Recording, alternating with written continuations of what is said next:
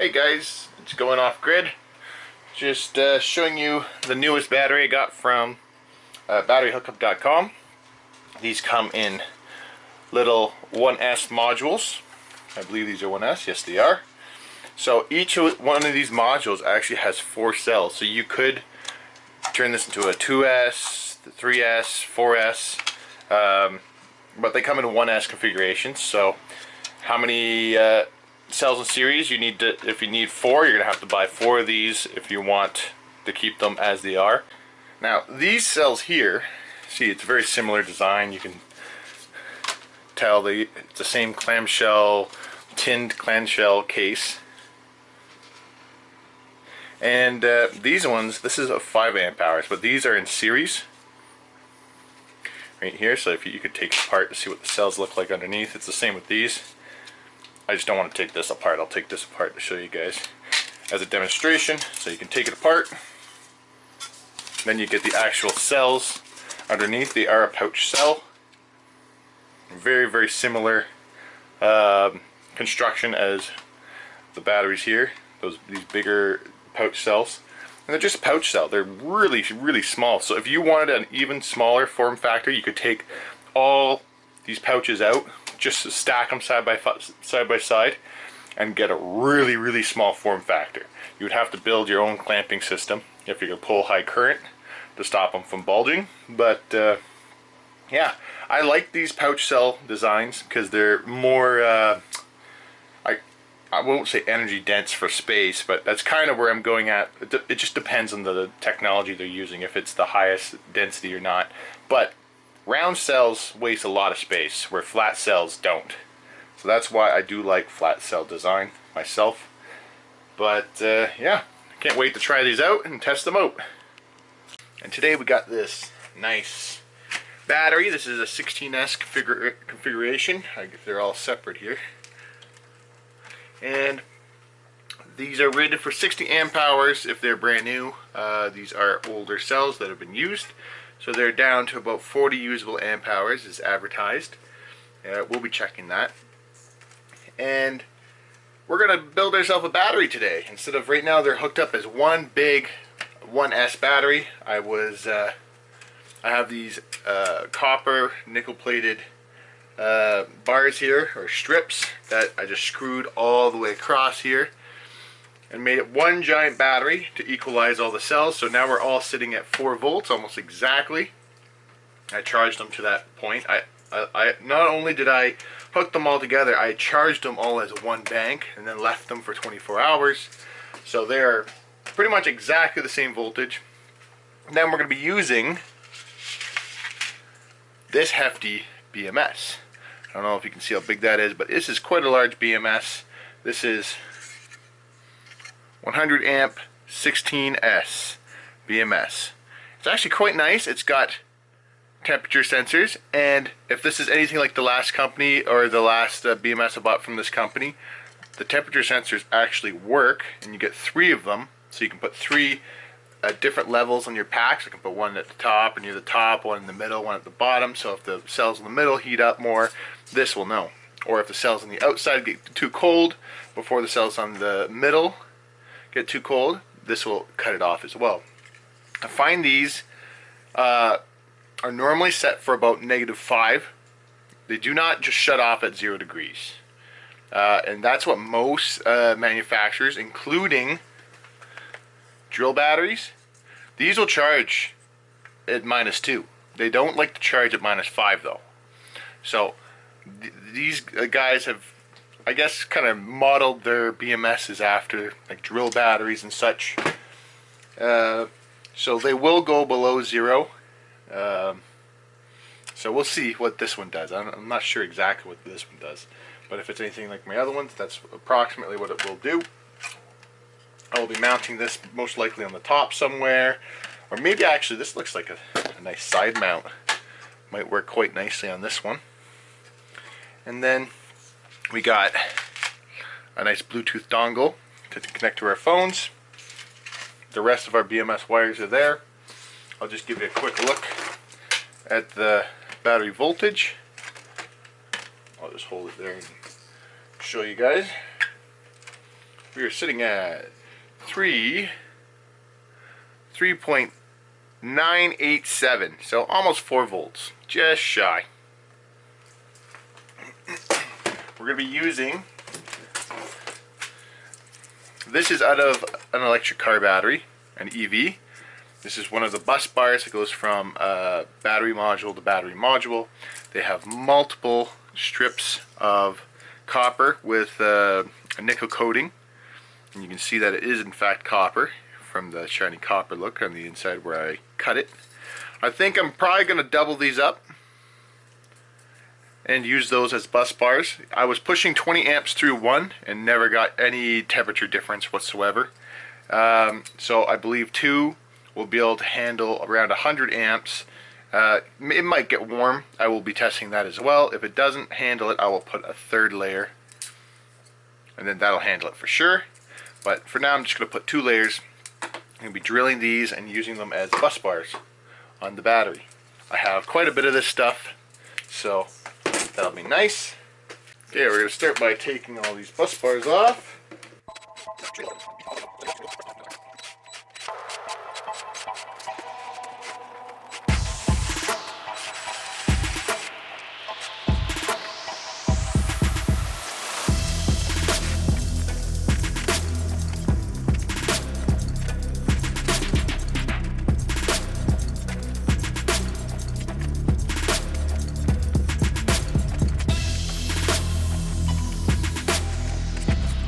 Okay, so we got the battery all set up in the series configuration.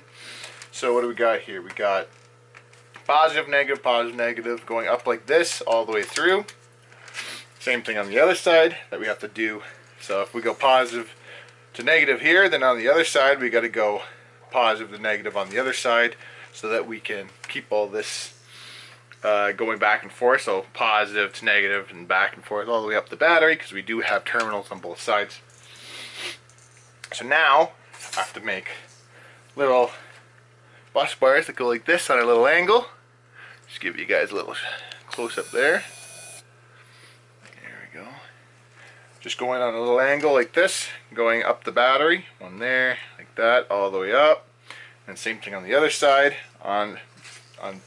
not make sure you don't do it in the same pose, so you'll short your battery out. But anyways, I'm gonna get to drilling these next.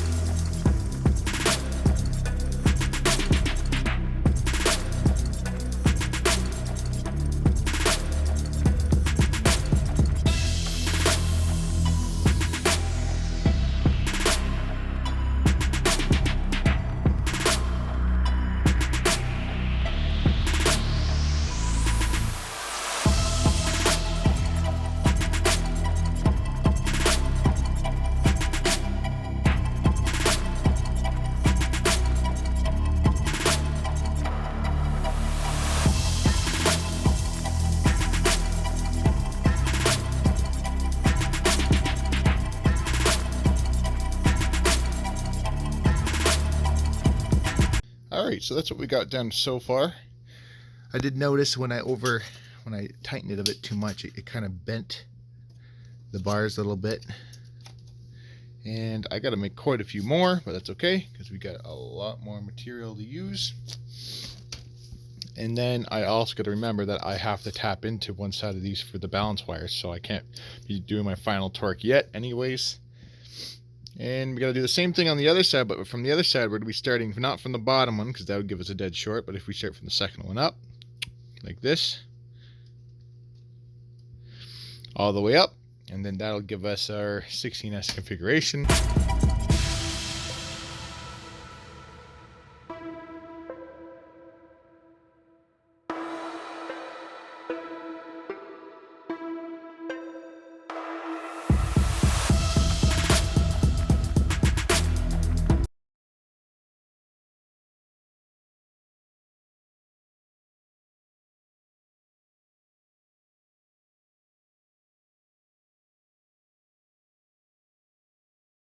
Alright, so we're going to do a quick test to see if we got the right voltage coming out. So this is the top lug here. This is positive. This copper looking lug is negative. And we got 63.9 volts. Look at that. Everything looks good. So now I'm going to start putting the balancing wires on all the terminals. Get it set up for hooking up the BMS. Eventually we're going to be wrapping the cell, or the battery I mean, in this giant thing of shrink wrap, make it look half decent, and update you guys as I go.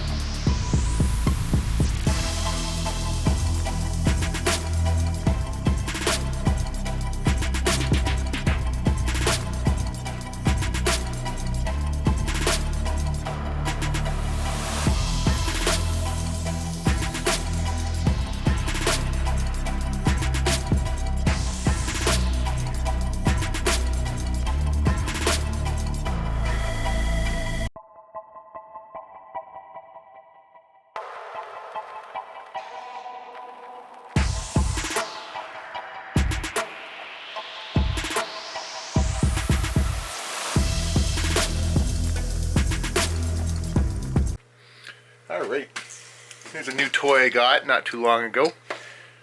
10,000 pound crimper. Who knows what it can actually do? 10 ton crimper. Who knows if it can actually do that? All I know is it does work really well for crimping. So I'm going to be putting some ring terminals on the end here. Just gotta strip these wires a little bit. These are really high quality wires. They're out of an electric vehicle that were rated for something like 100 amps or 150 amps.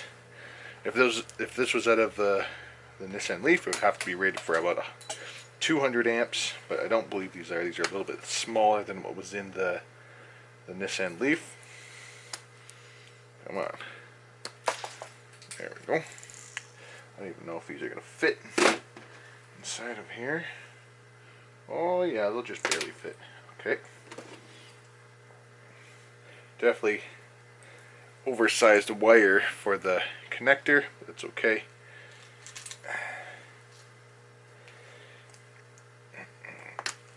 This is really nice nickel coated wire. I guess you only get the best with electric cars. Or hopefully you only get the best with electric cars anyways. Let's see how many strands we can fit in here. Looks like I'm gonna only 2 or 3 strands popped out, so that's pretty good. There we go, that's not too bad. I'll do that with both of them. I'm gonna crimp it, and we're gonna black electrical tape it. I actually ran out of my nice heat shrink, unfortunately. And with everything in lockdown and all that, you can't get anything nowadays. Everything takes forever. So electrical black tape it is.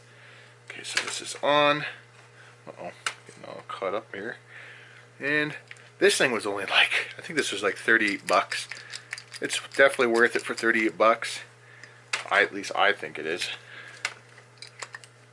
It's a little bit hard to do with one hand while holding the wires, but you get a nice crimp, as you can see. There is it. There's the one I just crimped. Focus. There we go. And this never comes off after this is on there good.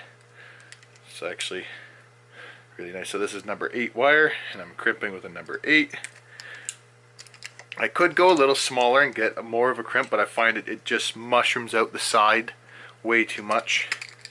Oops, gotta close it.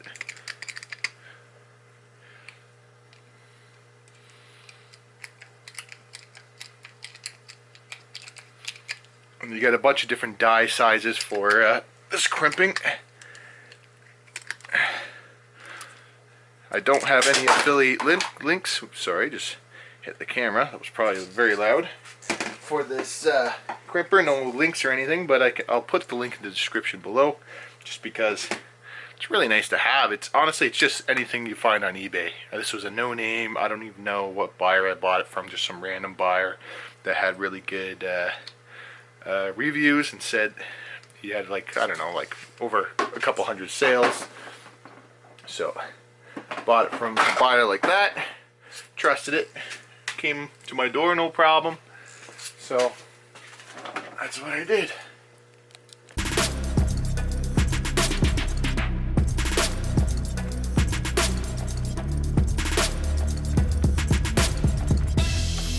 Just made my final positive and negative connections from the battery to the BMS, the balance wires. I just hooked those up. So the balance goes from there to there. So this does more accurate voltage reading of the battery. That goes from the total pack voltage, so that's the final negative, the final positive. A lot of the older BMSs, they use the actual leads from the battery, which if you use like one of the balancing leads, well, when it's balancing you're going to get misvoltage. And if you use the main leads, when you're pulling lots of power or charging fast, you also get an inaccurate voltage reading and capacity reading. So they started doing this, which is nice. If you have a BMS that doesn't have this wire, it's not quite as good, but it's still very usable. It's just you'll get a little bit more inaccurate readings. Anyways, let's keep going. Actually, I decided I'm going to put the wrap on it now. I'm going to keep these wires in between the cracks, or actually maybe I won't do that. I'll keep them on top. And pull this shrink wrap all the way up over now. It's not going to be easy. I got to the battery here while lifting it. Maybe I'll just push this over the edge. Worked a bit.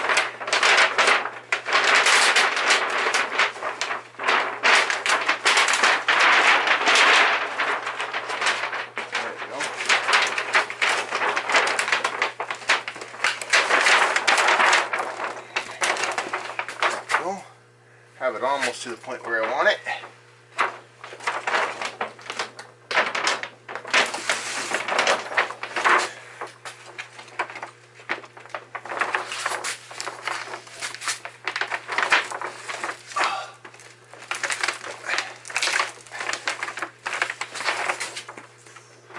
There we go.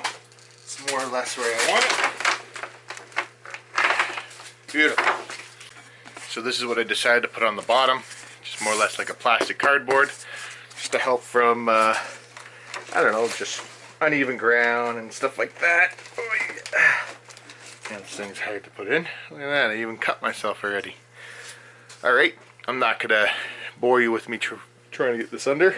Alright, got that in there. Now, ooh, I don't know if my bolts are going to fit through here. Nope. That's the problem with this BMS that I bought. The holes are too small for my bolts. So I'll have to just solder it then. It'll just be a solder joint only. I'm going to warm up my soldering iron. Alright, got the BMS hooked up now. Got it all soldered up. Now, I'm taking a chance by doing this.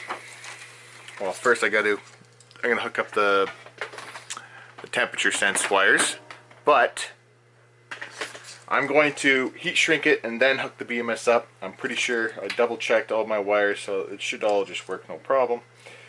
And we're shrink wrapping it, and then I'm going to hook it up on the final hookup.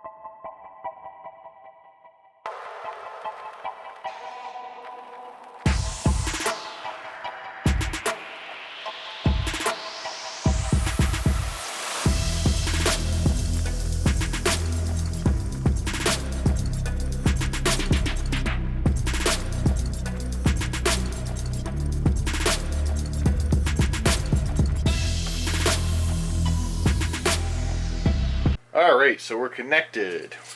The app is showing, I don't know if it'll show, 89%.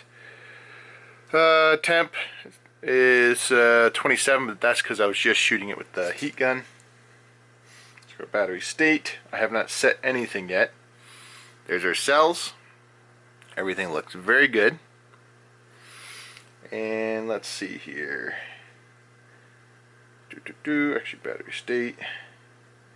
There we go. There's our battery temperature. So the one's at 26, and the other two are at 7. So I'm actually going to set this to go by the other two. Parameter settings. You can go into here. You can change everything. It's awesome. So anyways, I'm going to go ahead and customize it. And this is more or less the battery build, guys. This is what I got on the end. Just 2 ring terminals. You can go to an inverter. I can bolt another ring terminal to this for an extended length.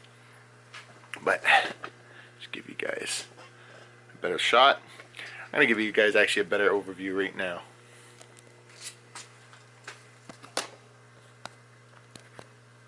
Alright, so here's the battery. It's actually fairly large. It's about double the size of this one. Here, this one's is rated at about 1600, so 1.6 kilowatt hours. It's quite small. It's got a BMS on top, just like this one. As you can see, there's a little light. That's your BMS light that lets you know if you're hooked up to it or not. This is supposed to be rated at 2.4 kilowatt hours. So this has about almost a kilowatt hour more than this one. This is a 12S that I'm running with that SWI inverter, and this is going to be a nice big battery. It's nice that it's all one piece, so if I put it in a spot, I'm not going to have a bunch of modules like that, so I can move it around. I am going to double heat shrink this just for durability and to get some more clamping force on it. Okay, so here's the finished product, guys. I double wrapped it, as you can see here, to make it a little bit more stout, more rigid. Now I wouldn't I wouldn't be scared to throw this around a little bit. Got your 100 amp BMS 16S, Bluetooth compatible. You can see, oh, maybe you can't see with this on. There you go. See the light there? That's how you know you're connected to Bluetooth. And yeah, I'm excited to use this thing. It's nice and compact. It weighs, honestly, this doesn't weigh a whole lot more than the Mercedes battery that I built, just like this. It's about half the size. The Mercedes has a bunch of steel built into the frame, so it's much more rigid. That one you could really throw around without worrying about it, as long as you didn't land on the BMS. This one probably weighs, I'm guessing, I would guess this around 50, 60 pounds, probably 60 pounds. But other than that, you got 2.6 kilowatts for that. That's awesome. I'm super happy. 16S, the only part of the battery you can see is the back, because I don't have enough shrink wrap for it. I might put something on here. Maybe I'll cut a piece of this white cardboard, the plastic cardboard stuff, and just fit it in here nicely. We'll see. But I'm pretty happy with it. Hope you guys enjoyed the video. Next video I make will probably be a load test on this thing.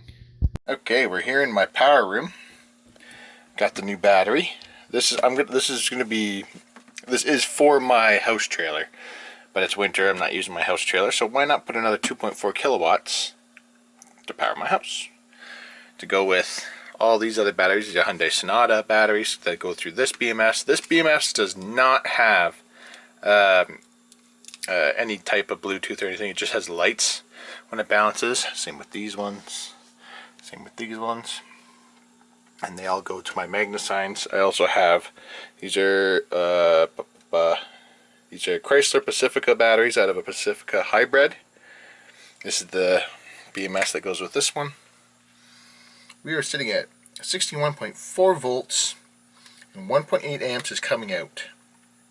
We got an additional, this is not correct. For some reason this doesn't track the amp hours very well, but it works pretty good. It's a lot better not having one, that's for sure.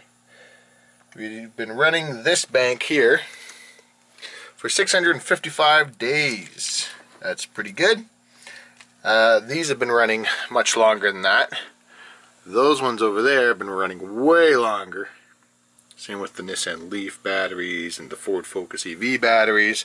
They all got their separate BMS systems, just like this one does, has a separate BMS system.